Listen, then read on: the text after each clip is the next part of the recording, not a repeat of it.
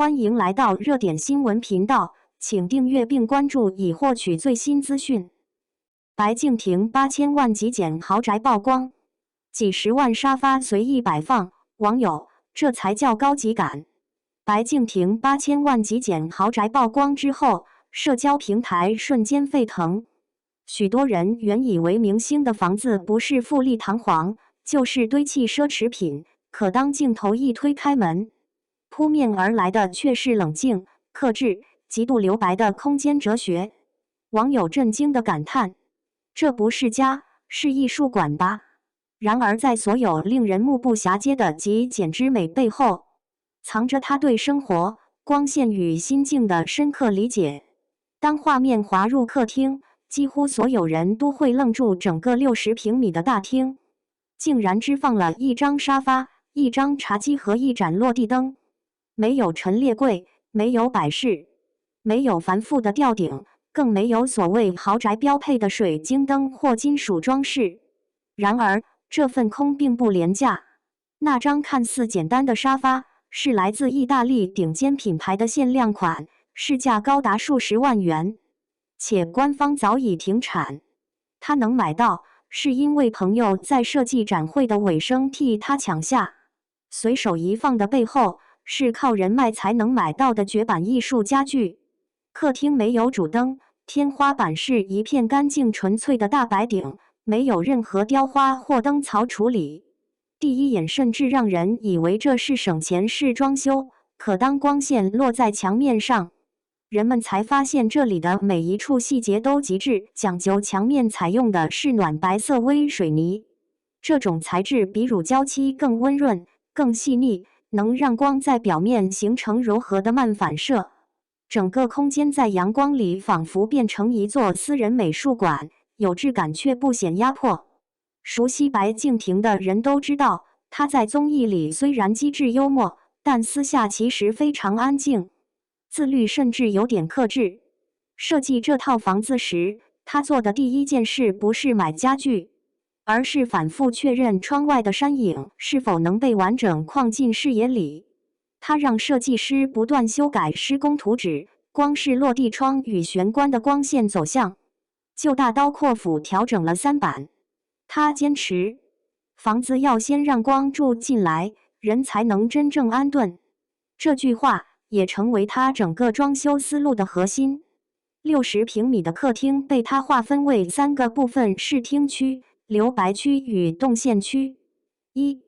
视听区，沙发对面没有电视，而是一扇从地面到天花板延展的灰波推门，视觉上呈现隐匿感。而推门背后藏着激光投影机，亮度上万流明的投影仪，他却坚持只使用1/3亮度，因为黑夜不需要那么亮，只需要柔和的光线包围情绪。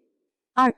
落地灯的学问，角落那盏落地灯看似普通，灯罩却是用和纸制成，纤维来自楮树皮，是联合国教科文组织认证的非遗技艺。灯杆侧面有3颗触控点，分别对应阅读、观影与深夜模式。灯光的每一次变化都精准控制在仿佛能听见呼吸的温柔区间。3. 家具不超过7件，他坚持家具不过7件的规则。沙发、茶几、单椅、边凳、地毯、灯、音箱，不缺不多，绝不添加无意义的摆设。设计师提醒他空间可能会显得空，他淡淡回答：“空可以用声音填满。”于是那对造型低调的落地音箱被摆在窗边。傍晚时木质低频流动，整个房间像拥有自己的脉搏。餐厅与厨房隐形设计的极致，客厅与餐厅之间没有隔断，他用地材变化做空间分区，从暖白微水泥过渡到浅咖橡木，自然柔和。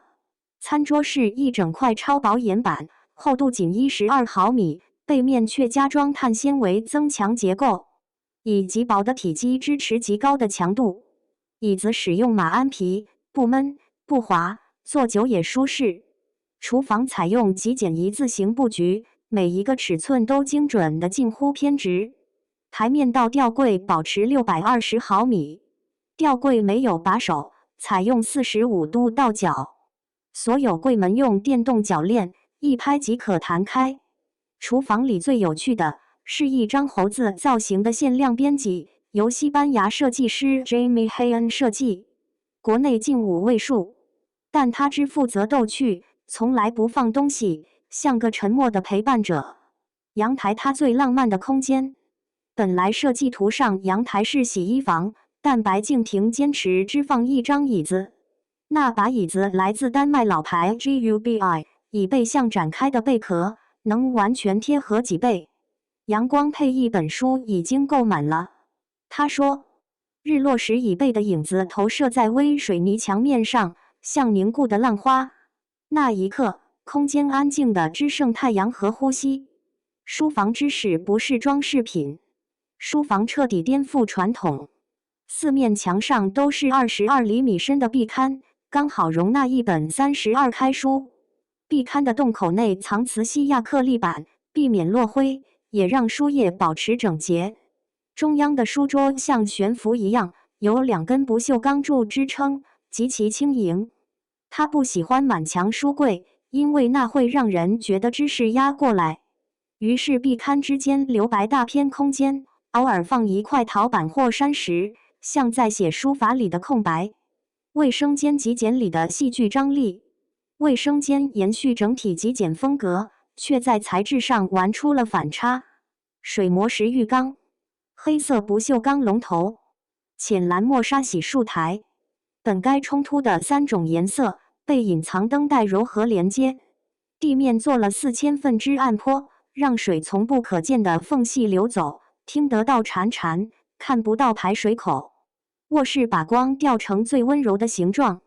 卧室的核心是一张220毫米高度的台床，床垫嵌入其中，边缘包覆耐刮超嵌皮，四周埋灯带，夜里开启时，地板被染成温暖的白光。没有床头柜，闹钟是投影到白墙上的，只需轻拍一下即可关闭。衣柜隐藏在与墙体完全同色的隐形门后，内部用数字贴纸分类：01外套、02衬衫，比开价还直观，最像没装修的装修。整套房子从设计到完工耗时1年半，其中有4个月只是为了测试灯光色温。他拒绝嵌入式出风口，为减少吊顶面积，宁可安装2台风管式空调循环。工地师傅无奈又佩服地感叹：“这是我们干过最像没装修的装修。”极简不是省钱，而是极致审美。很多人疑惑，极简到底省钱还是花钱？在白敬亭这里，答案是：越是看不到的地方，越贵；越是什么都没有，越难。去掉装饰，其实等于把缺点暴露出来。每一处材质、线条、光影都必须足够好，才能撑起这份干净的高级感。家是他心灵的充电仓。朋友第一次走进这套房子，本能就放轻了脚步，降低音量，仿佛这个空间有自己的节奏，逼着人慢下来。外面的世界里，他是演员，是公众人物，是喧嚣与光芒的中心。但在这里，他只有最真实的那颗心脏在跳动。他用光、空气、留白构建了一个调到最小音量的世界。在这里，他终于能听见自己的声音，也终于找到了真正的安宁。